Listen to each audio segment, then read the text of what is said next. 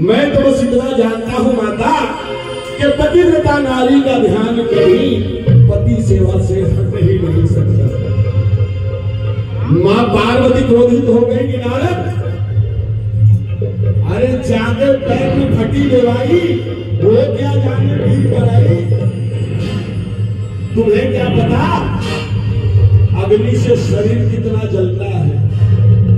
ऐसा संसार में कोई नहीं जिनके शरीर पे अग्नि गिर जाए और वो मराहे नहीं।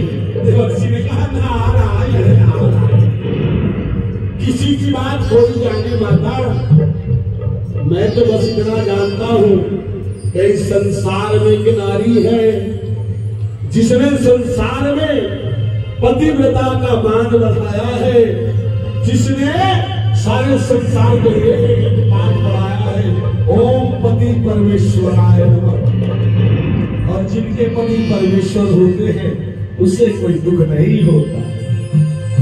मां पार्वती क्रोधित हो उठी, ऐसा हो नहीं सकता ना।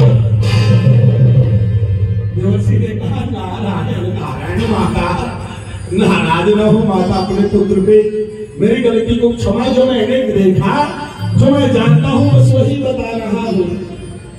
माता ने पूछा कौन है?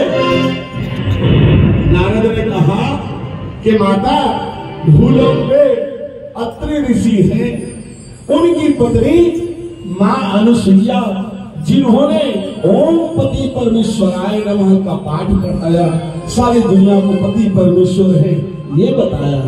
मैं उनकी सेवा अपनी आंखों से देख कर आया हूँ, इसीलिए आपको बताता हूँ। माता, मुझसे कोई गलती हो तो क्षमा करे माता, पुत्र जानकर क्षमा करे। माँ पार्वती ने कहा, हो नहीं सकता नारद, मुझसे बड़ी कोई पतिव्रता नारी हो नहीं सकती। मैं स्वयं तक्षशिला सती, मुझसे बड़ी सती कोई हो इस संसार में मैं मान्य नारायण। माता, आप तो नाराज हो गई अपने पुत्र पर। माता, मैंने जो देखा बस वही बताया माता, विश्वास नहीं तो चलो स्वयं अपनी आंखों से देख लो। माँ पार्वती नाराज क्रोधित हो कहा, हाँ अब तो बिना देखे मुझे भी चैन नहीं, मैं चलूंगी।